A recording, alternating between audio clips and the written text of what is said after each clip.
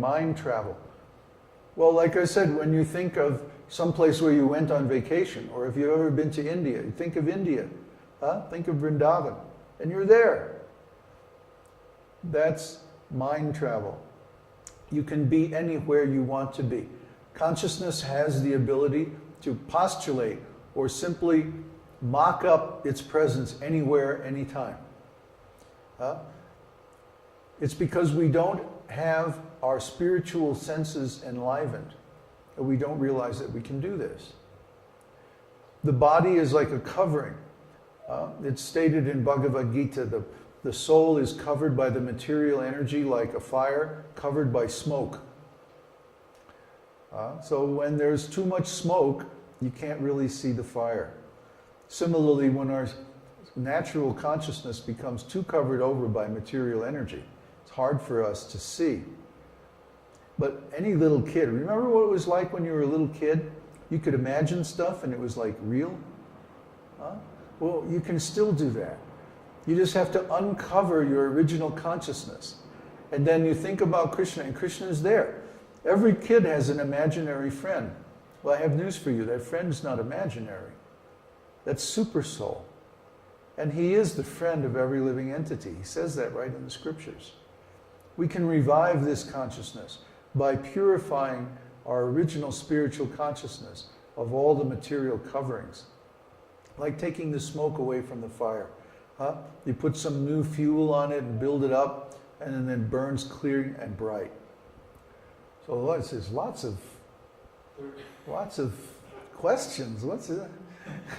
Like Uddhava says, when we have 15 people, what is it going to be like? Boink, boink, boink, every second. New questions. So what are they saying? There's the other question from America before we change topic. What is it? About the rapture. The rapture, okay.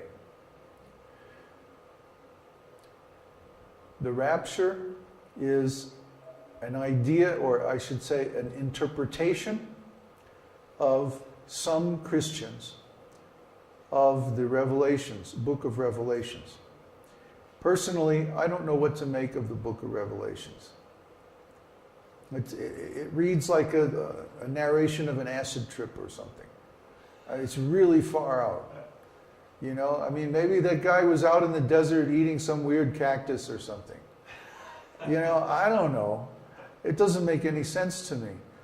And maybe if you know the language of prophecy that he was using, or his particular spiritual orientation, you could figure it out. But I think it's one of those things that's kind of lost in antiquity, what the real meaning of it is. So it's become a way for people to read in any kind of meaning they want. And there were people 2,000 years ago saying that the end of the world is just around the corner. Armageddon was going to be this big battle between the Romans and the barbarians, and then it was the end of the world and everybody was going to go back to heaven. Well, it didn't happen. And there's been like 100 times in history when people said, okay, now it's the end times, now it's the time of revelations, now the Armageddon is coming and it's the end of the world and it's bye-bye. But it didn't happen. So who knows when all of these things are going to happen. It's very difficult to understand if indeed this really is a prophecy, exactly what he's talking about, because he's not talking directly, he's talking in symbols. So what's all this now?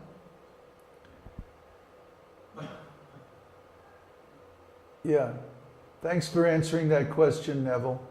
That's an easy one. Is it explained in the Vedas how to make a car? John, it's explained how to make an interstellar spaceship out of flowers, okay? But you have to search it out. You have to use the facility that we have on the site to research the Vedas yourself. I can't do all this for you.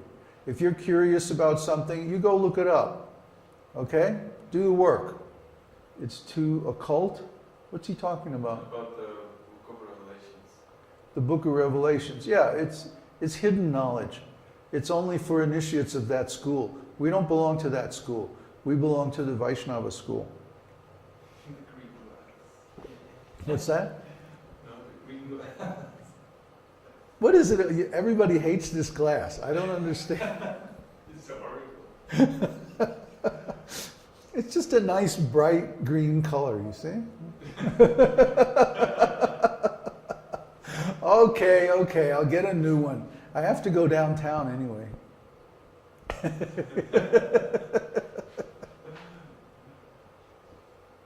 It's well broken in, you know. Okay, what were the other questions from Lisa? I mean Erica. No, that's. She was asking about where, if she should go to the Catholic Church or the Christian Church, or where to. Or for association. Hare Krishna. Yeah, Or yeah. continue in the house. Yeah. Well, my advice to you, Erica, is that you should continue just the way you've been doing, privately in your own house. Because in your own house you can worship in any way that you like. If you go to another school that has different principles or different philosophy, then you may get confused. If you go to the Catholic Church, they're going to want you to become a Catholic and contribute and spend your time there and read their books and accept their philosophy. But they've been in charge now for 2,000 years, and look at the mess the world is in. Have they really done a good job? I don't think so. It's time for something new. Let's try following the Vedas for a change. The Catholics made the Vedas a secret. The Catholics tried to cover up, for example, the fact that Jesus was a vegetarian.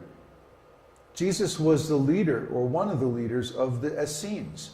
And the Essenes were always vegetarians. So how can they say that Krishna ate fish, or that Jesus ate fish, or that Jesus ate meat? That's nonsense. He was an Essene. The Essenes were strict vegetarians. They were mystics. So also Jesus went to India. He spent his adolescence there. He went to India after his 13th birthday on the Silk Trail. And then he came back when he was 30, took initiation from John the Baptist. John authorized him to be the next guru. And then John was imprisoned and killed by Herod over Salome. So when Jesus came back, then the story begins again in the Bible. But where was he all those years? What happened between Jesus' bar mitzvah when he said, "Don't you think I should be about my Father's business?" And then when he came back to Palestine and began to preach, what happened in all those 17 years or something like that? Where was he? What was he doing? Who was he with? Well, he was staying in our temples in India. We have records. I've seen those records directly with my own eyes in the library of the king of Puri. He was staying at our temple, and he was very influential. So anywhere that Jesus goes, people are going to remember because he's such an influential personality. So in India, he was accepted as a great teacher, as a great guru. We didn't try to kill him like the Westerners did. So our school goes back more than 5,000 years without a break. And we have historical records that have been lost or covered up in the West. We have the actual words of God in Bhagavad Gita. And we should follow those. That means we don't usually mix with people of other schools. Or if we do, we only do to teach them. We have no need, actually, to make a large number of converts or anything like that. That's not what we're doing. But our mission is to pass down this knowledge without distortion. That's our purpose. That's why we're here. And that's why we're going to so much trouble to present these video conferences and so on. What is it? What is Brahma? In what context, John? Did he not gain some cities? No. He already had all the cities. Krishna Prapti, when Lord Brahma incarnates as Jesus Christ, he already has all knowledge, all siddhis, all powers. He's perfect from his birth. He doesn't have to go through a process of self-realization. But what he did was, he approached the current teachers of all the Vaishnava lineages for permission as a matter of etiquette. Just like, for example, if an ambassador goes to a foreign country, he doesn't just unceremoniously approach the king or the executive head and say, okay, let's make a deal, you know.